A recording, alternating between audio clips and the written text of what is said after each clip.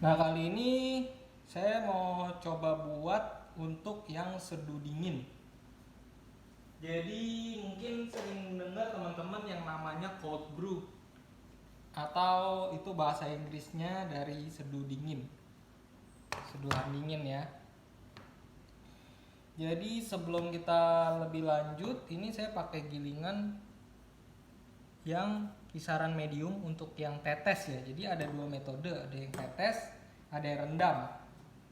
Jadi kalau rendam ya udah tinggal direndam aja di sini atau di tempat manapun, nanti tinggal disaring, cukup mudah sebenarnya.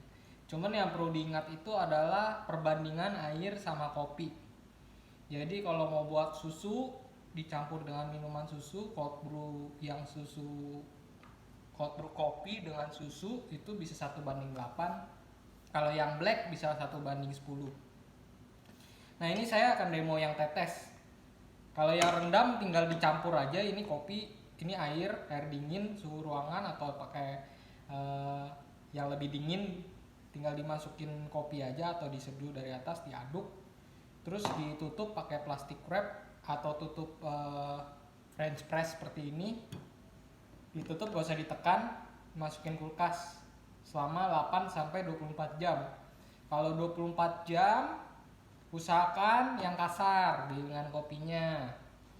Kalau 8 jam habis itu suhu ruangan, nah itu pakai yang halus. Jadi tergantung teman-teman mau yang seperti apa. Itu di trial dan error aja, karena tiap kopi itu beda-beda. Nah, ini saya udah sediakan alat ini, cold drip buatan lokal ya, merek Suji. Jadi kalau ada yang tertarik mau beli bisa. Ini terdiri dari 3 bagian. Jadi atas ini infus untuk tetes-tetes ya, tetes air. Di sini tempat taruh kopinya. Sampai garis itu ya udah ada penandanya. Kisaran ya 25 sampai 30 mg.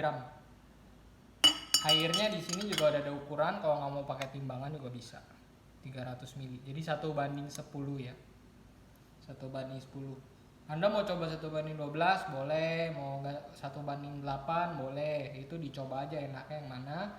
Tapi kalau misalkan mau campur sama susu, itu harus lebih kental.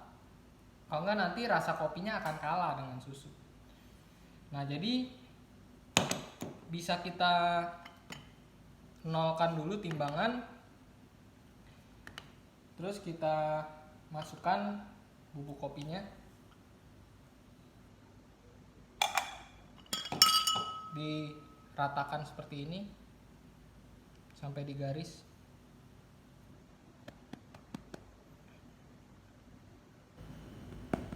Nah, sampai seperti ini pas di garis ya. Ini 29,3 ya, 30 gram lah ya. Ini di atasnya bisa kita isikan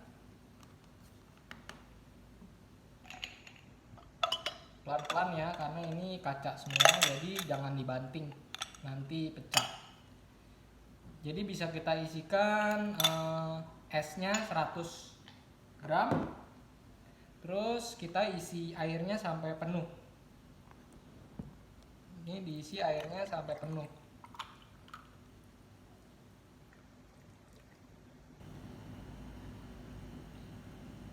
Gitu ya. Nah, ini bisa kita adjust, bisa lebih cepat atau lebih lambat. Nah, tapi ini kan netes, kalau misalkan batu aja kena tetes air, itu kan akan bolong ya permukaannya. Jadi kalau misalkan permukaannya bolong, itu nanti kopinya nggak akan enak hasilnya. Jadi kita biasanya kalau untuk cold drip seperti ini yang tetes, jadi untuk mencegah dia netes di tengah dan jadi bolong, nah kita akan tambahkan selembar kertas. Jadi untuk menyebarkan air.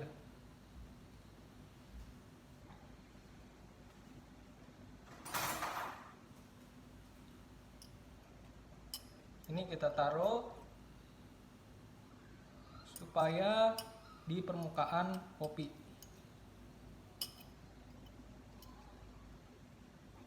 usahakan jangan ada bubuk kopi seperti ini ya.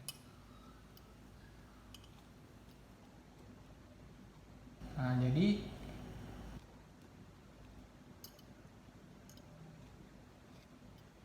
sampai bersih seperti ini. Lalu kita mulai adjust atau kita atur tetesannya. Nah, kalau yang seperti ini menetesnya terlalu cepat, jadi kita harus pelankan. Kisaran 1 detik 1 tetes. Ini terlalu lambat nih, jadi bisa kita naikkan sedikit. Nah, idealnya seperti ini ya, seperti infus. Jadi bisa kita taruh, lalu kita tutup. Proses ini harus dicek setiap 15 menit, setiap setengah jam untuk melihat tetesan airnya ini masih sama nggak menetesnya. Jadi dia nggak otomatis nih, kecuali Anda mau bikin alat sendiri buat otomatis tetes. Tapi untuk alat seperti ini kan pakai keran, jadi dia semakin turun tekanan air ini semakin lemah. Jadi dia kemungkinan pada saat mulai setengah ini tetesannya sangat melambat. Jadi kita harus adjust. Nah, jadi kekurangan alat ini itu bukannya dipasang seperti ini ditinggalin selesai. Nah, itu harus di-adjust lagi. Jadi setiap harus diatur setiap setengah jam lah minimal. Kalau 1 jam kadang-kadang saya pernah tinggalin 1 jam itu udah nggak netes sama sekali. Nah, jadi itu kelebihan dan kekurangan. Biasanya kalau metode yang seperti ini nih menghasilkan kopinya lebih soft. Jadi biasanya digunakan untuk bikin black coffee. Kurang cocok sih sebenarnya ini untuk kopi yang pakai susu ya. Jadi perlu ditahu juga. Nah, jadi kalau yang rendam ya tadi memang waktunya butuh lama, makanya kalau bisa buatnya yang cukup banyak.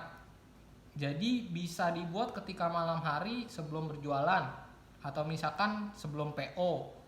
Jadi kita buat yang banyak dan tinggal disaring, nanti hasilnya tinggal dibotolkan atau tinggal dimasukkan ke gelas. Itu lebih simple. Tapi memang butuh waktu. Jadi kalau 8 jam itu cukup lama lah ya. Kalau yang ini tidak sampai 8 jam. Kemungkinan 2,5 sampai 3 jam kalau yang ini. Tapi hasilnya ya juga cuman 200-an mili. Sebenarnya seperti itu ya. Jadi ini untuk seduh dingin. Jadi semoga bisa jadi pilihan juga ketika membuat kopi kekinian tapi menggunakan espresso base atau coffee base nya. Ini bukan espresso ya, espresso itu hanya yang dipakai mesin dengan tekanan 9 bar. Jadi rockpresso masih bisa, masih mirip, tapi kalau ini bukan. Yang paling mendekati itu alat manual ya, seperti alat rockpresso atau flare atau mesin yang di belakang tadi, mesin kecil itu masih bisa juga, tapi tekanannya kita nggak bisa atur lah. Jadi minimum kita memiliki mesin untuk membuat saripati kopi atau espresso dipanggilnya ya.